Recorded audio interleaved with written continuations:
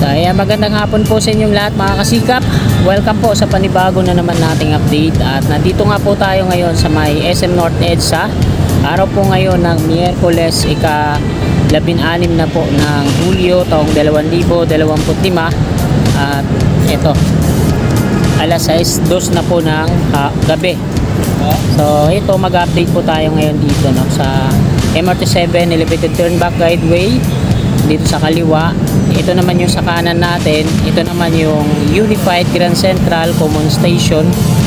Sa kaliwa yung LRT1, sa kanan yung MRT3.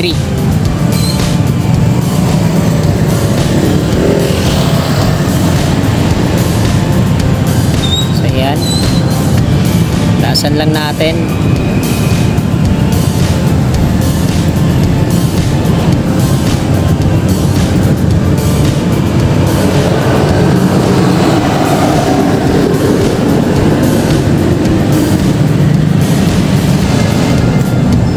Unahin natin dito mga kababayan sa may West Avenue. Ayan. Ito yung mga pier columns na to sa ating harapan. Yung dalawa na to sa may kanto mismo no, southbound. Ayan yung sasalo dito sa kabila. Ayan. Ayan.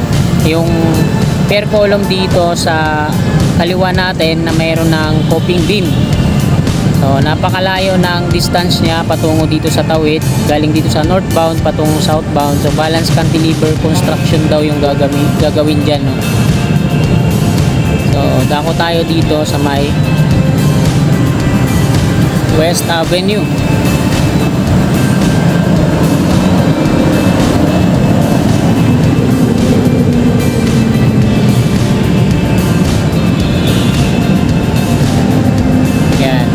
Ito naman yung yung sinusunod na double column. Ayan, patungo doon. Ayan yung pangatlo. So meron na siyang viaduct dyan oh. Ayan, zoom in natin. Ayan. Ito yung lagi nating ina-update. Ayan, meron na siyang mga rebar para sa slab dito sa part na to. Yung unang span, yung pangalawang span wala pa, at hanggang dun sa dulo nilagyan na ng mga aluma beam, tapos steel deck platform. Ayan, nagugulol na naman ako. Yan yung per head alignment patungo dun. Ayan, at ayun na yung pinakadulo nun sa may Examiner Street. Ito po yung West Avenue. Balik lang ulit tayo.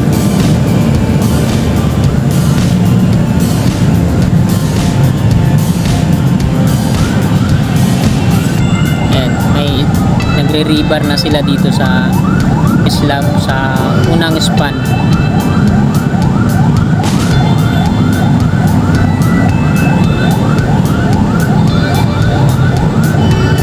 West Avenue.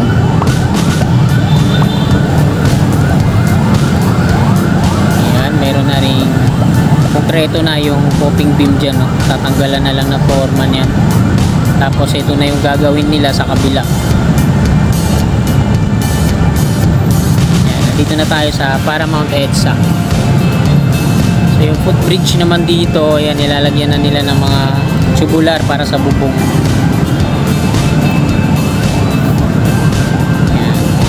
So natapos na natin kunan dyan. Dito naman tayo sa kabila.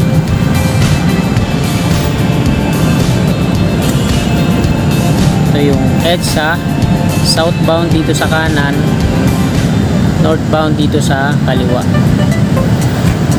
Ayan o, yung footbridge na to no? Nalagyan na ng mga tubular para sa pag-install ng bubong.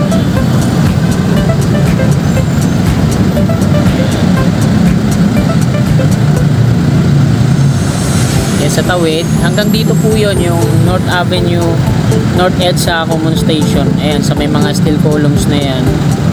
Ayan, sa may coping beam, diretso doon. So, dito naman yung Unified Grand Central Common Station sa kanan. Ayan, patungo doon.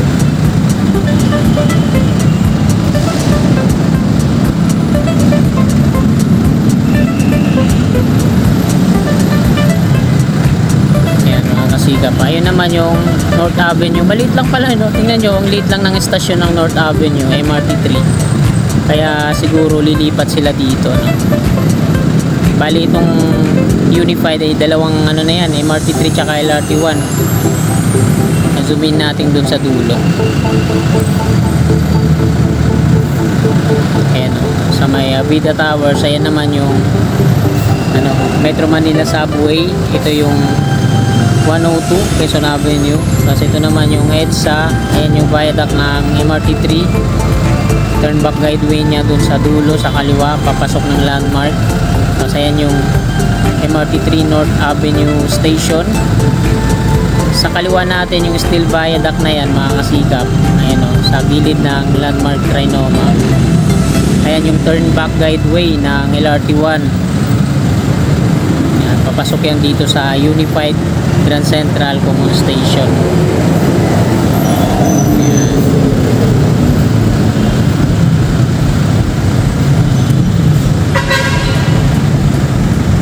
Zoomin natin dyan.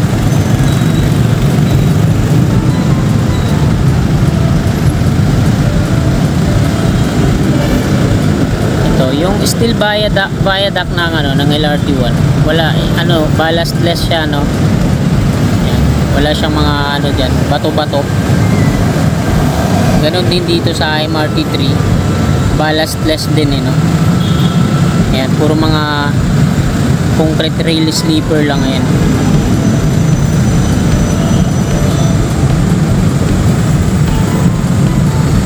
Yan, ballastless din siya, no.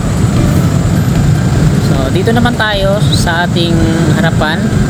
Ito yung North EDSA Common Station. So ayan, sa northbound meron ng coping beam.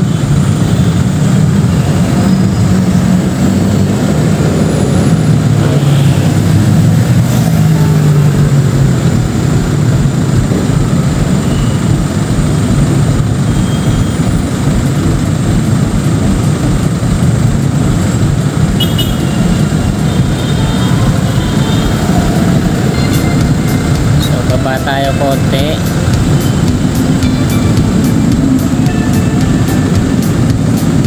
Zoomin na lang natin.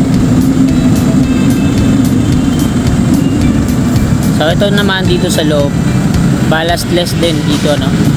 So ito yung ika-apat na palapag. Ayan yung platform niya kung saan sasakay na yung mga pasahero. Kasi ito na lang pala yung part na hindi pa nabububungan. Ayan. Ayan. So dito na lang. Tapos ito naman sa kanan natin, ito yung elevated walkway. Ayan o.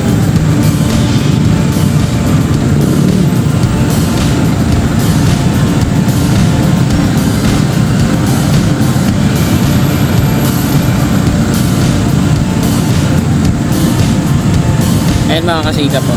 Ayan yung elevated walkway nya. Patungo yan dito sa landmark Trinoma. Ayan. Ayan, connected na yan dito sa landmark Trinoma. Ayan yung may bubong na yan. Ayan yung elevated walkway nya, no. Tapos doon naman sa unahan, ganun din. Ayan. So kita din pala dito yung ano North Avenue Metro Manila Subway. Ayun sa dulo. Halos magkakalapit lang sila dito. Ayan yung may gantry crane na malaki doon. So ayan yun yung North Avenue Station ng Metro Manila Subway. Contract package 101 naman yan. Bali mag-apat sila na magkakasama dyan. East Valenzuela, tapos yung Quirino Highway, tapos Tandagsora at yan.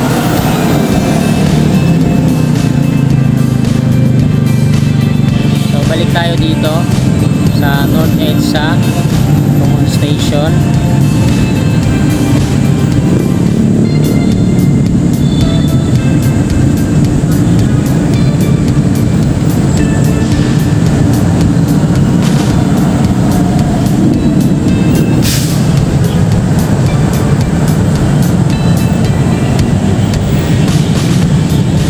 ginagawa doon.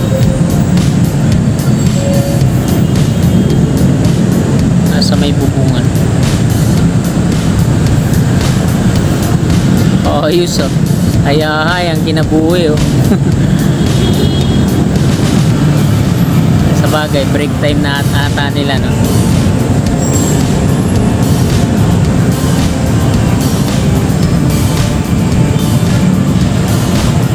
Babaan natin ko.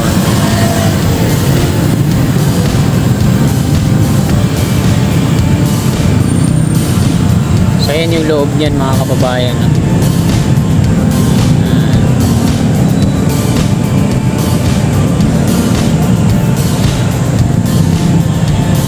Ito naman yung SM North EDSA. Ganda, no?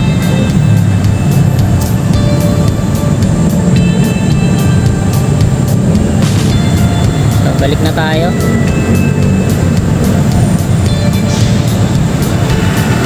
Yan, no? Ganda dyan.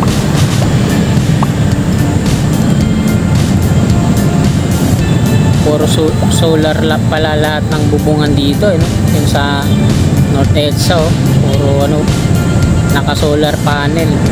Malaki din yung natitipid ng kuryente ng SM North EDSA, oh.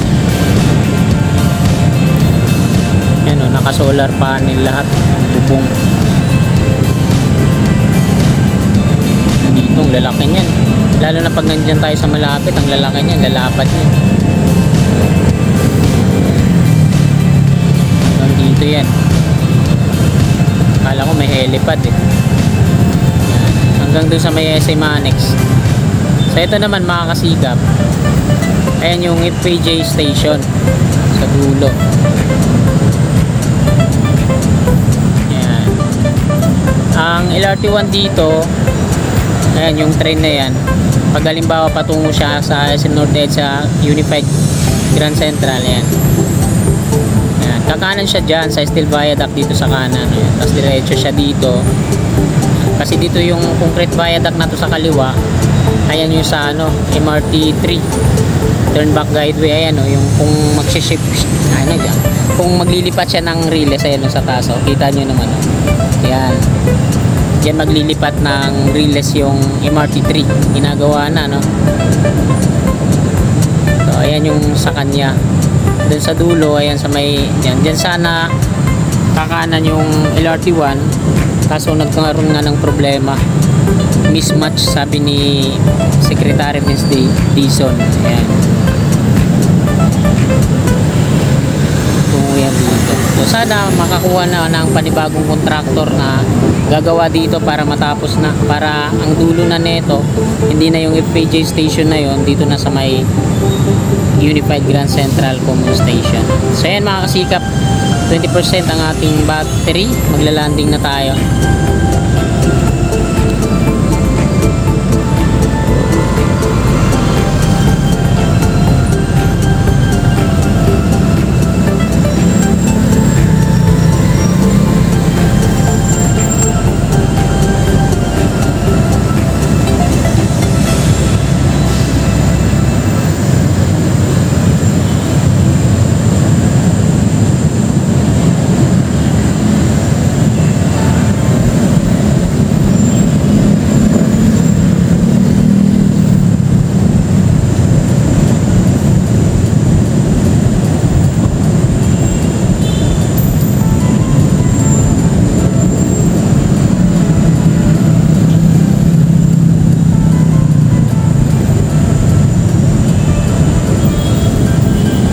Grabe yung bakal na ito.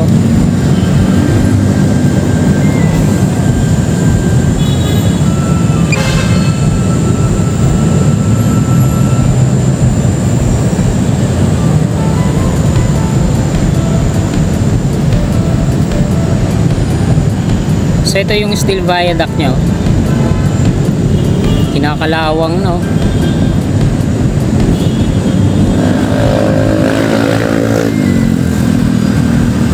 Yan. Dito naman sa likod natin,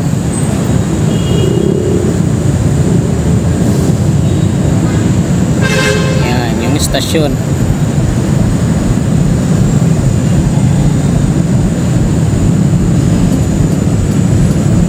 ito yung EDSA sa baba. Yan, meron pang piraso ng bakal dyan. So baba na tayo, nandito ako.